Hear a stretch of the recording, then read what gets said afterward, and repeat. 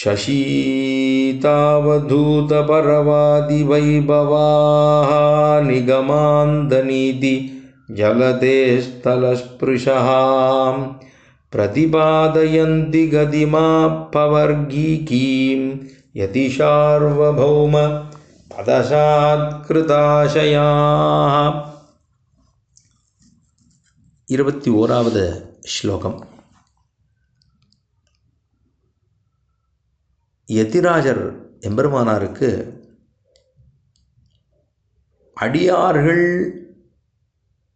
யதிராஜருக்கு அடியார்கள் மோக்ஷோபாயத்தையே உபதேசிக்கிறார். அவர்களுக்கு யதிராஜர் ராமானுஜருடைய அடியவர்களுக்கு எம்பெருமானாருடைய ஸ்வசீத ஸ்வசித அது மூச்சுக்காத்து. ஸ்வசித மூச்சுக்காத்தாலே அவதூத அவதூத அந்த மூச்சுக்காத்தால் முடிக்கப்பட்டது, ஒழிக்கப்பட்ட. எது ஒழிக்கப்பட்டதுன்னா மூச்சுக்காத்து.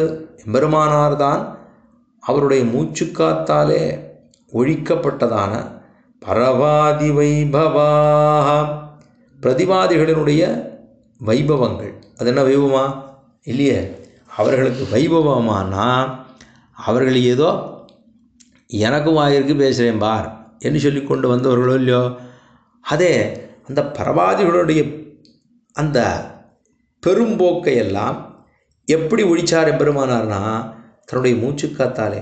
நிகமாந்த நீதி, வேதாந்த சாஸ்திரங்களில் இருக்கக்கூடிய நிகமாந்த நீதியை கொண்டு, அந்த வேதாந்த சாஸ்திரங்களில் இருக்கக்கூடிய நியாயங்களை கொண்டு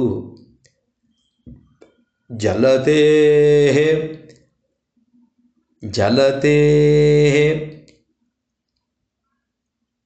தலஸ்பிருஷாம். அவர் ஜலதேஹே கடலினுடைய அடிபாகம், அதுதான் தலஸ்பிருஷா, அடிபாகத்தை எட்டியவர்களாக யார் இருந்தா என்ன? யதிஷார்மபௌம பத பதசாத்கிருத யதி சார்வபௌமர், ஸ்ரீபாஷ்யக்காரருடைய பதசாத்கிருதா, எது திருவடிகளில் பதித்ததாக இருக்கக்கூடிய ஆசைய உள்ளத்தவுடையவராக இருக்கக்கூடிய பெரியவர்கள். அப்படின்னா தன்னுடைய சீசுக்தியை கொண்டு பெரியோர்கள் தன்னுடைய மூச்சுக்காத்தாலேயே பிற மதத்தினுடைய வாதங்களை வென்று விட்டார்கள், பண்ணிவிடுவா. அப்படின்னா என்ன அர்த்தம்? அவர்களோட பிற மதத்தவருடைய கொள்கைகளை கண்டிக்கணும். எப்படி? நம்ம சித்தாந்த விஷயங்களை கொண்டு அனைத்தையும் விளக்கி விடுகின்றபடினாலே, நம் சித்தாந்தத்தில் இருக்கக்கூடிய சின்ன விஷயத்தை கொடுத்தாலே போகிறோம், அவர்கள் வாதமே முடிஞ்சு போயிடும். அந்த பிரதிவாதிகளுடைய கொள்கையை கண்டிக்கணும்னா இவர்களுடைய ஞானம் இருக்கும் இல்லையோ, அதுக்கு முன்னாடி அந்த பிற மதங்களுக்கு முன்னாடி பார்த்தோம்னா இது ரொம்ப பெருசு, அது ஒன்றுமே இல்லை.